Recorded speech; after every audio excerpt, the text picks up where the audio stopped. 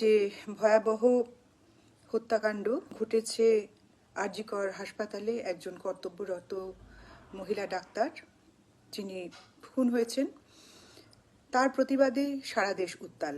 যে অন্যায়ের মোকাবিলা করবার জন্যে এবং তার প্রতিকার পাবার জন্যে মানুষ যে পথে নেমেছে স্বতঃস্ফূর্তভাবে, তারা দল মত লিঙ্গ নির্বিশেষে, সবাই বয়স নির্বিশেষে। তো এই প্রতিবাদ আমাদের করে যেতে হবে, এখানে থামলে চলবে না। কারণ আমাদের অভিজ্ঞতা আমরা দেখেছি যে বহু স্বতঃস্ফূর্ত আন্দোলন শেষ পর্যন্ত একটা রাজনৈতিক চেহারা নেয় এবং সেখানে কিছু রাজনৈতিক দল তার ফায়দা উঠিয়ে নিয়ে চলে যায়। সাধারণ মানুষের যে কষ্ট, সেটা কষ্টটা থেকেই যায়। এই ধিকি ধিকি তুষের আগুন আজকে দাউ দাউ করে জ্বলে ওঠার মতন জায়গায় এসে পৌঁছেছে।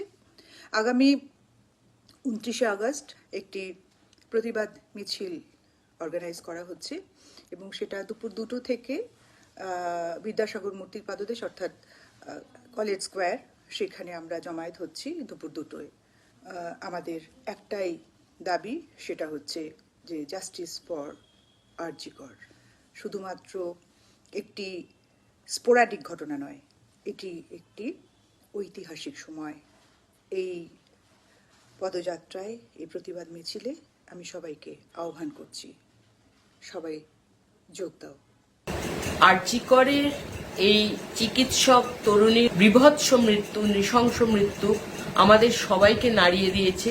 কারুর সঙ্গে এরকম ঘটনা ঘটতে পারে একটি সুরক্ষিত কর্মক্ষেত্রে, একটি সরকারি চিকিৎসা ক্ষেত্রে, তা আমরা ভাবতে পারি না। পাড়ায় পাড়ায়, শহরে, রাজ্যে, এমনকি অন্যান্য শহরে এবং সারা পৃথিবীতেই যেখানে ভারতীয়রা আছেন, যেখানে বাঙালিরা আছেন, সবাই এই ঘটনার প্রতিবাদে গর্জে উঠছেন। কারণ তারা মনে করছেন এই ঘটনার বিচার অবিলম্বে দরকার।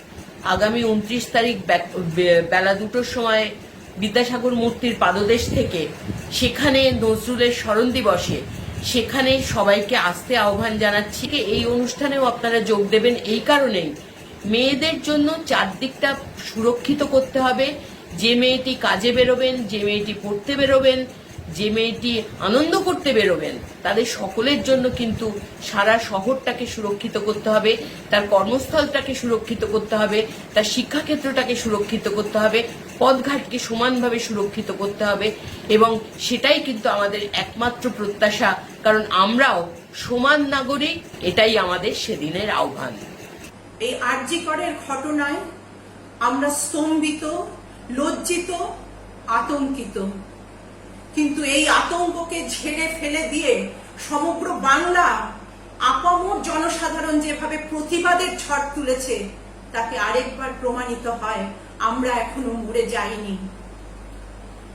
আসুন 29শে আগস্ট মেয়েদের ডাকা যে বিশাল মিছিল অঙ্গীকারের যাত্রা শুরু করবে, সেখানে আমরা সবাই মিলে সামিল হই। বিচারের বাণীকে আমরা নীরবে নিভৃতে কাঁদতে দেব না।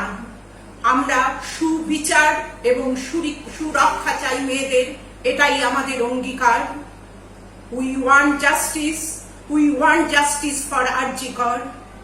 নমস্কার। এখন পর্যন্ত আমরা কিন্তু কোনো সদার্থক কোনো ফলাফল আমরা পাইনি এবং অপরাধীদের শাস্তির যে ধারা আমরা এখনো জানতে পারিনি। এই জন্য আমাদের এই আন্দোলনকে আরো বেশি জোরদার করতে হবে। এই উপলক্ষে জাগো নারী জাগো বন্দি শিখার একটা অঙ্গীকার যাত্রার আয়োজন করা হয়েছে।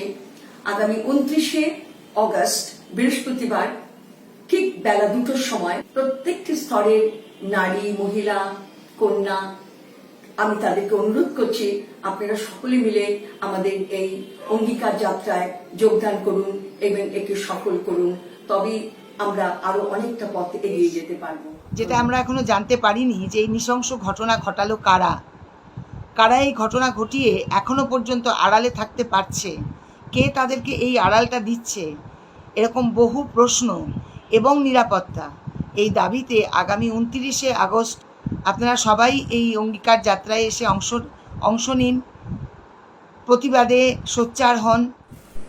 জাগো নারী জাগো বন্দি শিখা, কাজী নজরুল ইসলামকে স্মরণ করে আগামী 29শে আগস্ট কলকাতা শহরের যত নারীরা আছেন আমরা এই পদযাত্রায় যোগদান করতে আহ্বান করছি। শিখা জাগো সাহসী মন্তে রক্ত টিকা জাগো নারী জাগো বন্যে শিখা জাগো